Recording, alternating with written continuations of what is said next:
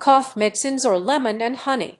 Which is better for you? It's that time of year when winter viruses take hold and a cacophony of coughs fill households, offices, and public transport. Often people turn to cough medicine for a fix. But does this work, or are homemade remedies like honey and lemon just as good? Jacky Smith, a professor in respiratory medicine at the University of Manchester, spoke to Radio 4 Sliced Bread to unblock fact from fiction.